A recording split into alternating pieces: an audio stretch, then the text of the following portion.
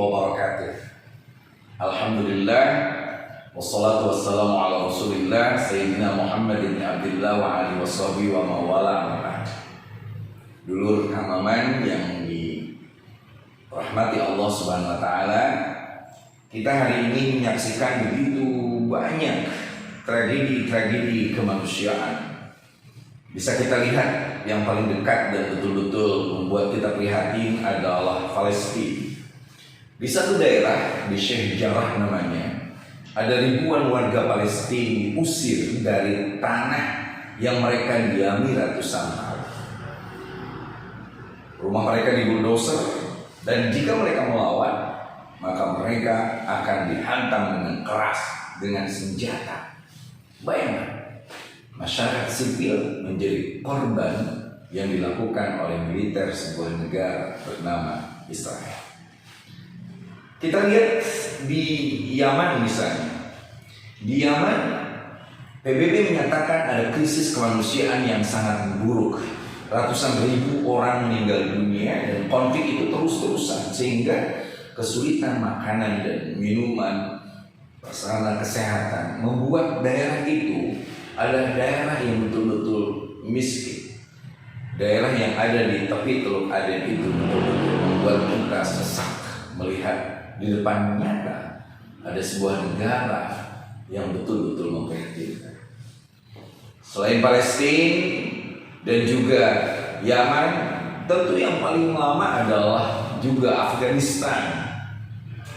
Kita masih ingat ketika peristiwa di sebuah rumah bersalin di Dach Barshi di daerah Kabul, Afghanistan. Ketika itu 24 orang terbunuh, termasuk anak-anak, bayi-bayi kecil dan ibu-ibunya atas serangan bersenjata. Dan kita belum juga hilang dari ingatan kita bagaimana artefak-artefak yang bersejarah dihancurkan oleh kekuatan milisi yang mengatasnamakan agama.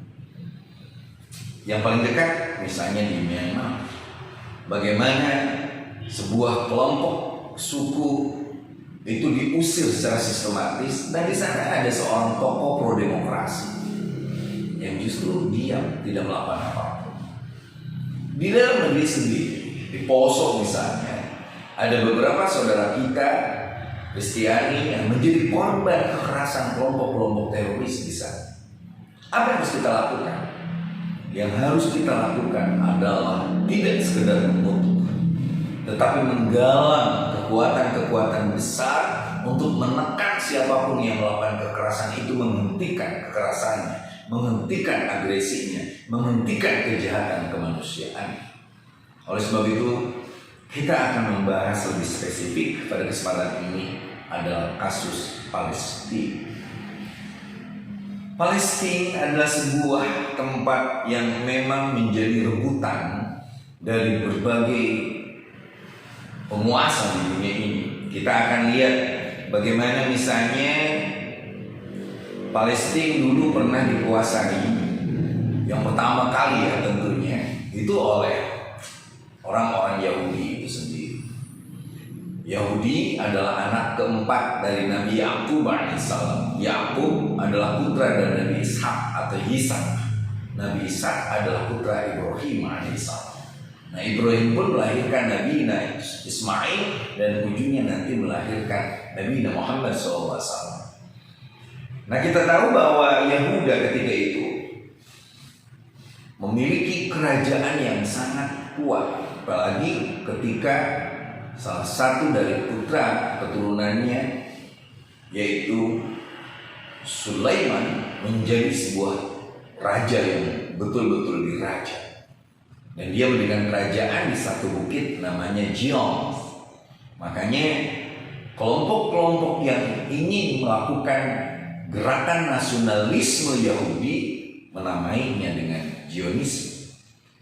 Zionisme lahir karena mereka tidak yakin kalau Yahudi yang ada di luar negeri walaupun sudah melakukan asimilasi, sudah memeluk agama lokal, bahkan menjadi pasukan tentara bersenjata negara tersebut, mereka tetap yakin bahwa Yahudi akan kembali mengalami pengusiran, pemusnahan seperti yang dilakukan oleh Nazi Hitler dulu. Diaspora membuat mereka menyadari bahwa sungguhnya mereka butuh satu negara yang berdaulat. Inilah sebenarnya konsep yang kita sadari juga, bahwa man laisa lahu ard laisa lahu tarikh wa man laisa lahu tarikh laisa lahu tadhkirah. Orang yang tidak punya tanah air, dia tidak akan punya sejarah. Kalau sejarahnya hilang, maka mereka akan diusir seperti suku Kurdi, seperti suku Uyghur, seperti beberapa suku yang lain. Dan ini menurut mereka, orang-orang Zionisme, tidak boleh terjadi di Yahudi. Makanya kelompok-kelompok Yahudi bersepakat untuk lalu membuat negara. Caranya adalah mengembalikan mimpi mereka untuk kembali ke tanah airnya yang sudah sekitar 200.000 tahun lamanya. 2000 tahun. Akhirnya kita tahu bahwa gerakan ini terus muncul. Kalau kita runut secara tahun, kita tahu 2000 sebelum Masehi Ibrahim ke Kanaan. Lalu tahun 1003 sebelum Masehi Nabi Musa eksodus dari Mesir ketika diinginkan oleh Firaun. Nah, pada masa-masa itulah kita mulai melihat bahwa sungguhnya perjalanan Bani Israel itu mengalami 4 tahap. Pertama adalah saat eksodus itu yang saya katakan tadi, 1300 sebelum Masehi ketika Musa eksodus dan diusir oleh Firaun. Lalu zaman kedua adalah zaman Mesada, penindasan dan pembantaian. Jadi Bani Israel ini adalah sebuah bangsa yang mengalami penindasan dari mulai pembantaian oleh Nebukadnezar. Nebukadnezar itu meninggal 2 tahun 579 Masehi, dan itu dihancurkannya Baitullah Al-Quds kayak gitu. Lalu kita tahu bahwa setelah itu Imperium Romawi, Bizantium pada tahun 63 Masehi seperti itu terus-menerus menindas kelompok-kelompok Yahudi, dan mereka diusir ke daerah yang namanya Babel. Dari Yerusalem ke Babel itu sekitar 800 km. Nah, ada raja terakhir Kaisar Yahudi ketika itu yang namanya Zedekia tahun 586 sebelum Masehi. Itulah yang Yeremia dan Daniel dan lain sebagainya menuliskan bahwa sungguhnya nasib mereka adalah nasib yang selalu terusir, nasib yang selalu ditindas, ditumpas. Makanya pada zaman ketiga ada zaman diaspora, di mana orang-orang Yahudi berpencar ke seluruh dunia, terutama di Eropa Timur, Eropa Barat. Nah, ketika di Eropa Barat, mereka menemukan pola yang lebih manusiawi, sehingga mereka betul-betul punya bisa melakukan asimilasi, bisa juga dengan terpaksa mungkin memeluk agama yang lain. Karena kita jangan juga menganggap bahwa tidak ada yang memeluk agama lain, ada juga orang-orang Yahudi yang tidak memeluk agama Yahudi. Orang Israel tidak memeluk agama Yahudi. Nah, seperti itu. Makanya ketika diaspora inilah sebenarnya mereka mulai berbeda pendapat. Ini menarik nih. Kalau di Eropa Barat mereka menemukan sebuah pola demokratisasi yang mereka dihargai. Di Eropa Timur sebaliknya, mereka dikejar-kejar, dan ingat ketika itu ada Holocaust yang dilakukan oleh Nazi Hitler, pembunuhan terbesar terhadap kelompok-kelompok Yahudi. Nah, kita tahu bahwa Islam pun masuk ke sana. Tahun 637 Masehi, Khalid bin Walid dan Amr bin As datang ke Yerusalem, dan ketika itu di sana ada uskup Sophonius. Sophonius dia bilang, oke, aku akan serahkan kunci ini, tetapi yang datang harus Umar bin Khattab langsung. Di sana ada yang menarik. Ketika itu sang uskup menyangka bahwa yang naik kuda itu Umar, padahal Umar justru sebelum masuk ke Yerusalem, dia justru mempersilahkan ajudannya untuk naik kuda dan dia jalan kaki. Nah, lucunya ketika itu nama Masjidil Aqsa itu belum terdengar, bahkan atau Yerusalem belum disebut. Bahkan Umar sendiri menyebut tempat itu menjadi Ilia Kappadokia, seperti itu. Nah makanya ini yang menjadi pertanyaan besar bagi kita. Sampai sejauh mana sebenarnya Yerusalem itu? Nah pada konteks inilah kita tahu sampai tahun 1918 Yerusalem masih ada di Ottoman, dan ketika itu kelompok-kelompok Yahudi di bawah Benjamin Theodor Herzl itu menginginkan apa yang disebut dengan negara Israel. Dia menulis from estimation to Zionism kayak gitu. Nah lalu dia pun akhirnya mengusulkan agar muncullah apa yang disebut dengan negara Israel tahun 1880, dan mulailah di Basel ketika itu ada kongres pertama Zionis tahun 1887. Inilah sebenarnya yang menjadi perbedaan yang sangat signifikan, di mana kelompok Yahudi secara keseluruhan menganggap bahwa negara Israel itu harus menunggu Mesias. Sementara Herzl dan teman-teman mengatakan kita harus menjemput takdir, kita harus mengambil alih takdir, seperti itu. Dan inilah pertentangan itu muncul, tetapi mereka akhirnya bisa bersatu ketika ada provokasi dari kelompok-kelompok lain yang menurut mereka, iya ya kita ternyata ditindas terus, iya ya ternyata mereka terusir terus.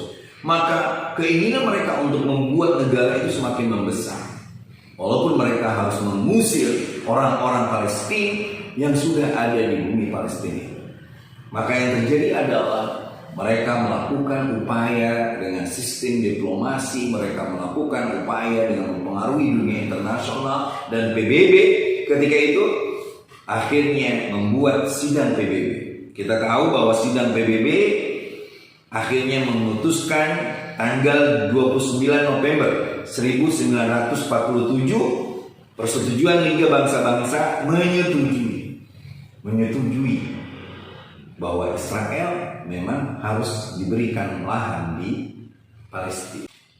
33 negara setuju, 13 menolak, 10 abstain, 1 nggak hadir. Dan keputusan Liga Bangsa-Bangsa itu Palestina dibagi 3.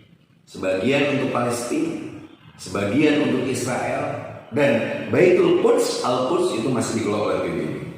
Tetapi ketika itu masih ribut orang, ada yang menolak, ada yang sebagainya. Inilah kesempatan yang dipakai oleh Israel.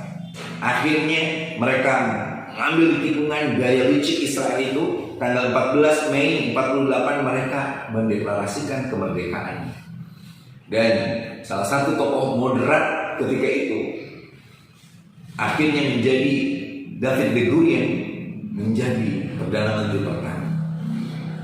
Nah, maka ketika deklarasi itulah perang terjadi. Mereka dikepung dan Israel menang karena dukungan internasionalnya kuat, termasuk di belakang mereka ada Amerika Serikat. Dan mereka dengan segala cara terus-menerus melakukan upaya perluasan wilayah. Mereka merampas hak orang lain. Makanya yang harus dipikirkan oleh kita hari ini adalah jangan hanya melulu soal pendekatan agama. Kalau dalam bahasa Syekh Jumat ada 3 tahapan tuh. Tahapan yang pertama, kita ini adalah orang yang bicara soal fikih, maka kita pada konteks fakih. Yang kedua adalah ketika kita menjadi mufti, maka iftah, fatwa. Yang ketiga baru qaul. Nah kalau saya pakai nalar itu, maka perdebatan kita dari sisi teologis tentang tanah itu, Yerusalem itu, Palestina itu milik siapa? Tentu Israel punya klaim yang lebih kuat. Israel lebih kuat bahwa mereka lah dulu yang pernah ada di sana, bahwa mereka lah penguasa di sana, bahwa itulah tanah suci mereka. Dan bahkan mereka akan mengacu juga pada Al-Quran surat Al-Ma'idah 2122 ketika Nabi Musa mengatakan, ya qaumi dukhulul ardhal muqaddasata allati kataballahu lakum. Masuklah ke tanah Al-Ardhul Muqaddasah yang telah memang diberikan oleh Allah SWT, diperuntukkan untuk mereka. Nah tetapi kalau terus-menerus kita mengatakan seperti itu, kita harus mengingat kepada fatwa internasional internasionalnya jelas bahwa sungguhnya mereka sudah dibagi. Hari ini kita tahu bahwa Israel itu punya penduduk sekitar 8,9 juta yang terdiri dari komunitas Yahudi sebagai mayoritas, ada komunitas Islam dan juga Kristen. Kita harus menjadi fatwa. Makanya kita harus mendorong OKI. Ayo negara-negara Arab melakukan solidaritas yang kuat agar menghentikan kebiadaban, aneksasi, agresi Israel. Jangan ada lagi warga sipil yang menderita. Kita pun harus memperkuat bahwa Hamas, Fatah, dan faksi-faksi di Palestina bersatu. Jangan mengorbankan rakyat sipil. Jangan merakyatkan warga negara Palestina. Kalau kita ingin menggugat tanahnya, maka digugatlah secara hukum internasional dari sisi human rights, dari sisi kemanusiaan. Misalnya kalau ada orang Israel atau negara Israel meminta, ya kita ngomong ini harta saya harus pertahankan ini. Dan itu penting dari sisi kemanusiaan. Kita boleh untuk menggunakan hak kita, tidak dengan pengusiran yang semena-mena, memperluas dan lain sebagainya. Nah, baru setelah itu kita membutuhkan apa yang disebut dengan qadi, pengadilan internasional, untuk lalu menghukum bagaimana Israel itu didesak oleh seluruh negara. Kita harus meminta Cina, meminta Rusia, meminta negara-negara besar pun mendorong agar tidak ada lagi agresi oleh Israel kepada warga Palestina.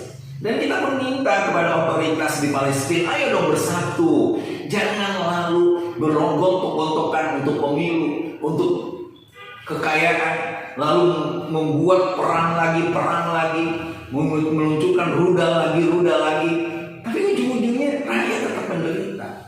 Kita tetap, Indonesia dengan tegas mendukung Palestina merdeka secara utuh. Kita tegas menolak kebiadaban, aneksasi atau agresi Israel atau siapapun, termasuk kepada Afghanistan oleh kelompok tertentu, termasuk Yaman yang dilakukan oleh negara tertentu, termasuk juga oleh siapapun. Tidak boleh ada kekerasan oleh siapapun kepada siapapun atas nama Allah.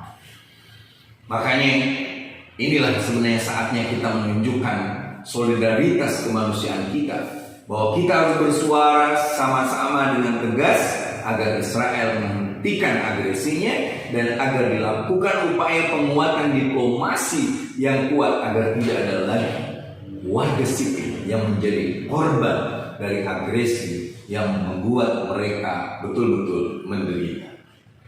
Kita berterima kasih kepada pemerintah Indonesia yang terus bersuara keras, termasuk pada acara sidang OKI kemarin. Ibu Retno, Bu Menlu telah bersuara keras bagaimana kita menguatkan kembali solidaritas dan memberikan menekan Israel untuk menghentikan agresi itu. Dan kita pun meminta agar sekali lagi otoritas di Palestina, partai-partai politik untuk bersatu. Jangan sekali-kali ada orang yang mengambil kesempatan dalam kesempitan, tertawa di atas derita rakyat. Indonesia, seperti yang dikatakan Bung Karno, akan tetap terus berusaha berjuang sampai Palestina merdeka dan diakui secara utuh berdaulat. Dan seperti katakan Gus Dur, kita perlu diplomasi kemanusiaan agar tidak ada lagi korban yang berjatuhan. Terima kasih dan selalu semangat dan terus berjuang untuk kebenaran. Wallahul muwaffiq. Assalamualaikum warahmatullahi wabarakatuh.